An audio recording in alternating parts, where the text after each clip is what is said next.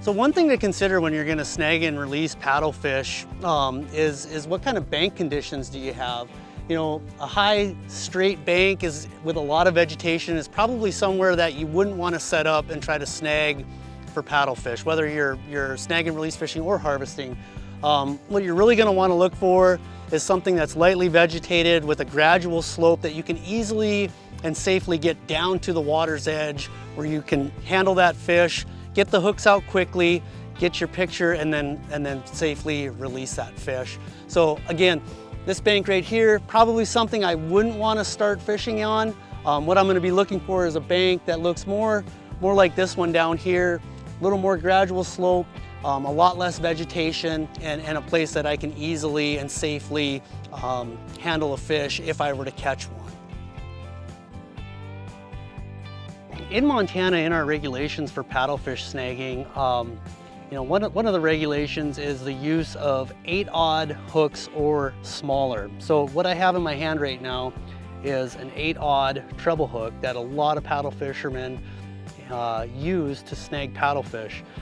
The reason for this regulation on this hook size or smaller is to prevent further damage to paddlefish, trying to reduce the amount of hook length that could penetrate and hit some vital organs that would lead to more mortality of these fish. So one thing to consider while snagging paddlefish is, you know, these are really large fish. They're very powerful, but one way to reduce the stresses with the snag event and being able to release that fish in a healthy manner is having the right gear.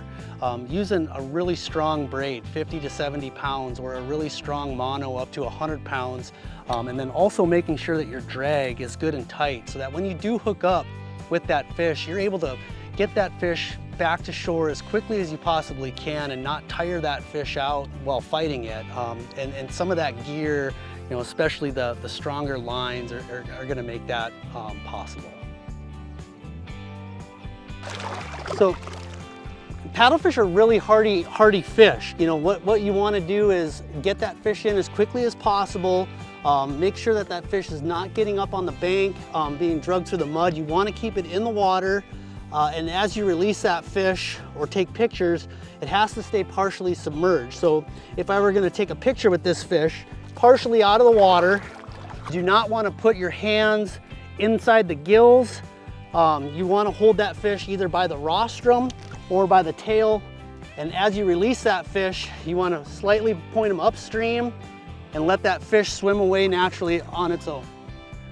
So hopefully you learned something with this video, and you know, I'd like to leave you with a few final thoughts. One, enjoy yourself out here. This is a unique experience, and we want you to enjoy it. Two, be safe. There's big hooks, big fish, so please practice some safety. Also have some good snag and release etiquette to the other anglers along the shoreline, and respect the fish. These are old fish, you know, 30, 40, 50-year-old fish. Treat them with respect, but enjoy them. Thank you.